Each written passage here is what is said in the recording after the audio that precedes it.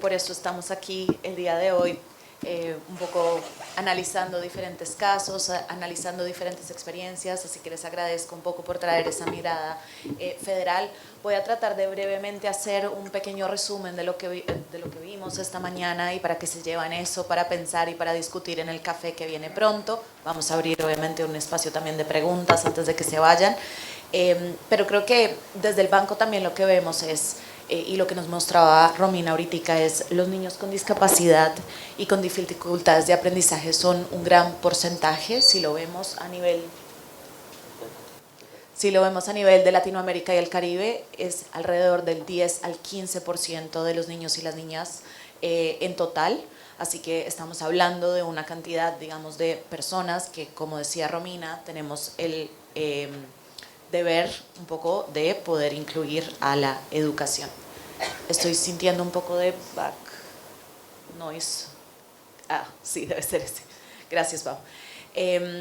Lo segundo, y que ya nos mencionaba el secretario al inicio, es que estamos viendo, hay una diferencia leve en cuanto al nivel de escolarización en educación primaria, pero en realidad donde empezamos a ver la mayor brecha por esta falta de flexibilidad, digamos, del parámetro y del sistema, es en educación secundaria. Esto no es una brecha que se ve solamente para Argentina, sino que lo vemos un poco a nivel panorama en toda la región. Entonces, estamos hablando de un mismo problema para toda la región, que por eso creo que es importante que se discuta en marcos también regionales y con atención a esos ejemplos regionales.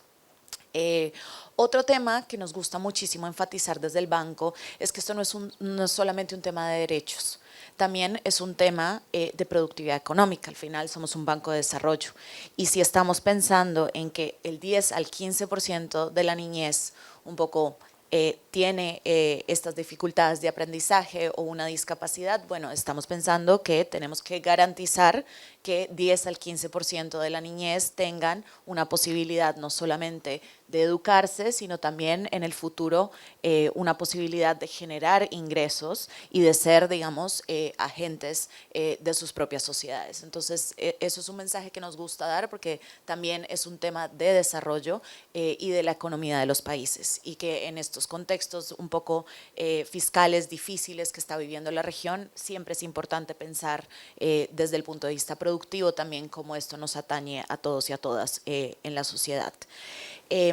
Algo que también estuvimos revisando recientemente en el banco con una publicación que se llama Sembrar Inclusión y publicamos a finales del año pasado y les invito un poco a leer, es una revisión de cuál es el porcentaje de la matrícula que hoy en día, como proporción del total de los estudiantes, está en educación especial versus las escuelas comunes, aunque estamos de acuerdo que no nos gusta el término, y particularmente para la mayoría, digamos, de los países que están a la vanguardia de este tema, vemos que es alrededor de un 10%, un 15%, Brasil, por ejemplo, tiene un 10.1%, Chile tiene un 10.7%, Costa Rica, que tiene un porcentaje más alto, tiene el 23%, y bueno, en Argentina nos encontramos con que ese porcentaje bajó de 2011 a 2022 de un 73% a casi un 44%, pero es un poco de relevar y de tener en cuenta para el día de hoy que es casi el doble de muchos de los países de la región. Eso puede ser, como ustedes lo dicen, se ha acá hablado no de uno o lo otro, sino de las cosas, digamos, de las dos modalidades trabajando de manera conjunta. Y desde el banco lo que nos gusta decir es al final lo que necesitamos es una educación sin segregación. Entonces, ¿cómo garantizar que los niños y las niñas y la elección de las familias es que puedan ir a una escuela común, pero donde tengan no solamente los ajustes razonables, sino también los materiales y también un poco la capacidad de sus docentes. Eso todo lo vimos alrededor de las presentaciones de hoy, entonces creo que es un punto que nos queda también para reflexionar. Finalmente, algo que estamos viendo y que vimos en particular en esta publicación que sacamos a fines de año pasado es, en realidad, qué tenemos evidencia de lo que funciona, qué evidencia hay de lo que funciona y qué evidencia hay de lo que no funciona. Y nos encontramos con que mucha de la evidencia es empírica, las evaluaciones robustas de estos tipos, digamos, de modelos de aprendizaje, en realidad se dan en países de altos ingresos. Entonces, muchos de los estudios que tenemos son de países en Europa, de Australia, de Estados Unidos, de Canadá, y si bien eso nos da unas guías de cuáles son los modelos que pueden estar funcionando y la mayoría de los incentivos que deberían estar estructurados dependiendo, digamos, de la organización democrática que tiene cada uno de los países, no tenemos evidencia suficiente de los modelos que estamos implementando, por ejemplo, en la región. Lo que sí sabemos hasta el momento, por ejemplo, y por eso en el segundo panel del día de hoy vamos a hablar particularmente del caso de Chile. El caso de Chile se ha evaluado y está funcionando muy bien. El caso de Brasil, que creo que es más cercana a la realidad federal de Argentina, se ha evaluado y está funcionando muy bien. Así que no les quiero dar especificidades del modelo, pero sí los invito a leer no solamente esta publicación, sino a estudiar particularmente el caso de Chile, el caso de Brasil, que es uno de los pocos modelos que hemos podido evaluar como comunidad, digamos, de desarrollo y académica y que sabemos que está trayendo buenos resultados.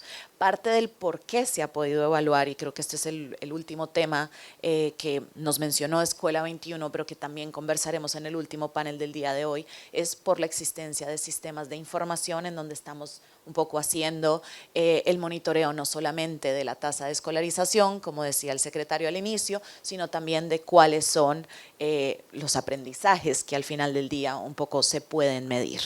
Chile cuenta con un sistema de medición de la calidad de la educación y ahí un poco se está viendo cómo está evolucionando el aprendizaje de los niños y las niñas con discapacidad. Hay otros países, por supuesto, a nivel mundial que lo están haciendo. Países Bajos es un país que está muy avanzado en cuanto al tema de medición.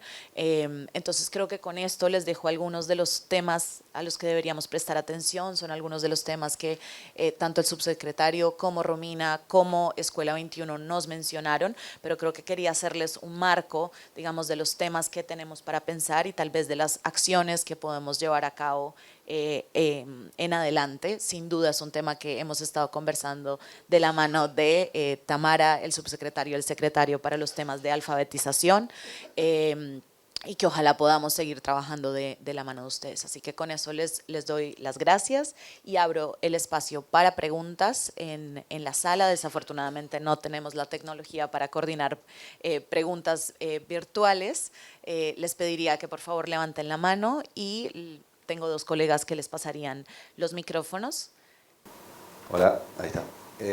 Pablo Miranda, de la Asociación Ayepesa, que representa a las escuelas de educación especial dentro del sistema argentino federal, y también como integrante de la CORDIEP, del plenario, que es a nivel federal.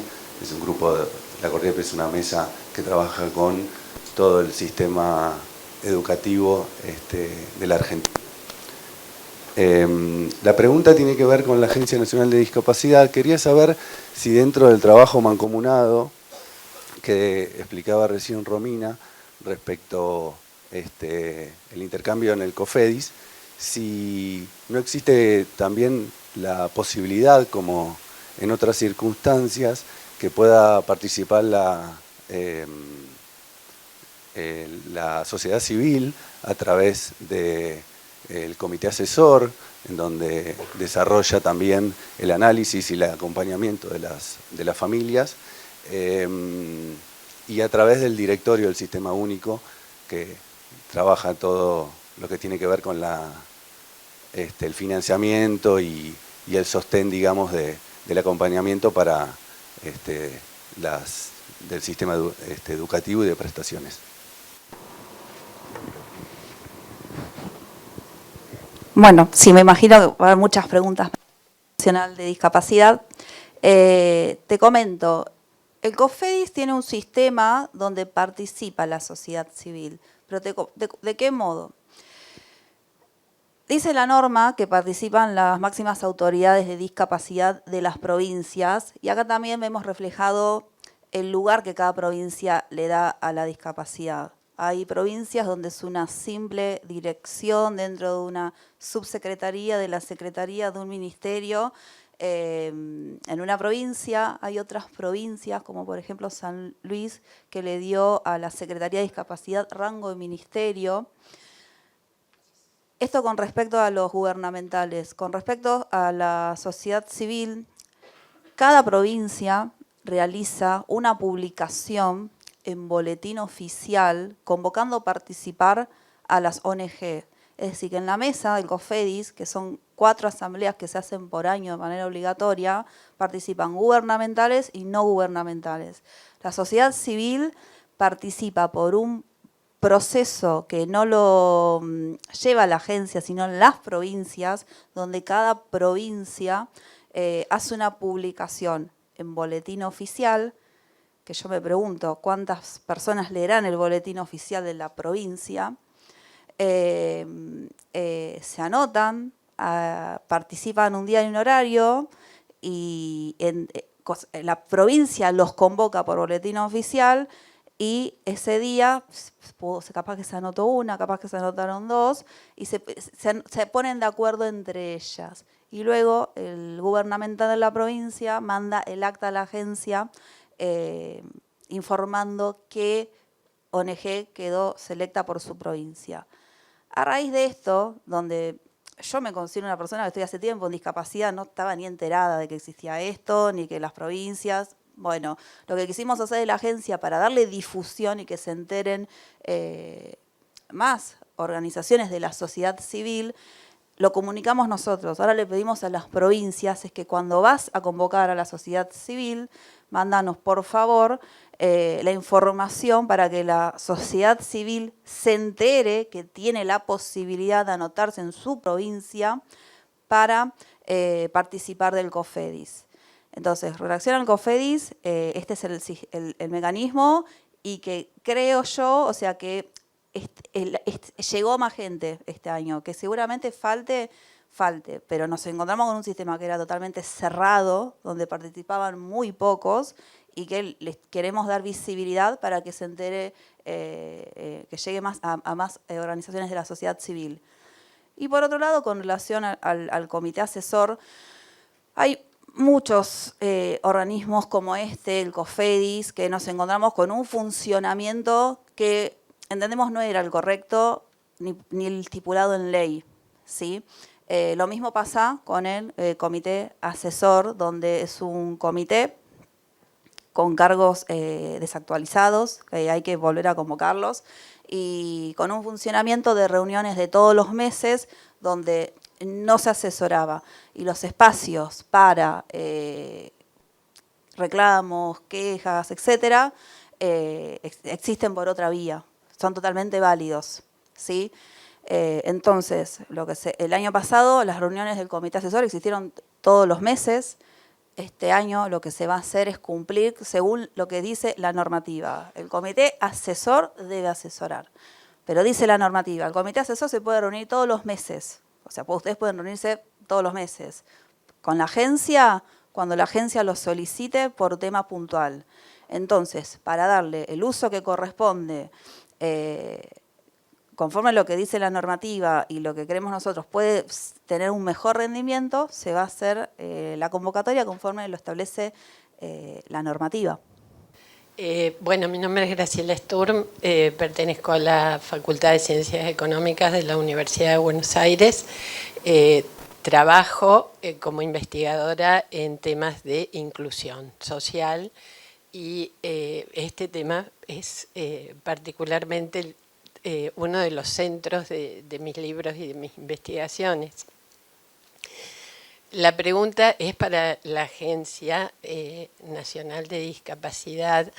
Este comentario tuyo de la resistencia de las provincias o los gobernadores, es decir, del sector político, ¿no?, a aceptar y a mirar realmente con interés y con buena voluntad, quizás es el problema de la bajada de las políticas educativas generalmente, ¿no? En las escuelas después nos encontramos con que las buenas intenciones es muy difícil bajarla al terreno de los hechos.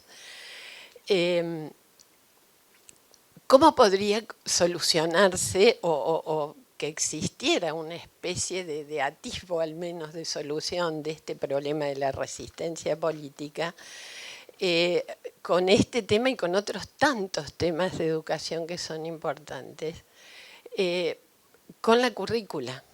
Es decir, con la unificación de ciertas premisas en la currícula a nivel nacional. No sé si se hace ya, desconozco, y si existe la posibilidad de desarrollarlo. Es decir, que esté en una instancia de importancia tan grande a nivel nacional que sea obligatorio que ciertas premisas se cumplan a nivel nacional en todas las provincias. Perdón, disculpa Romina, y si me permites, de pronto le voy a dar primero la palabra al subsecretario para la parte de la currícula y luego te paso la palabra. Sí.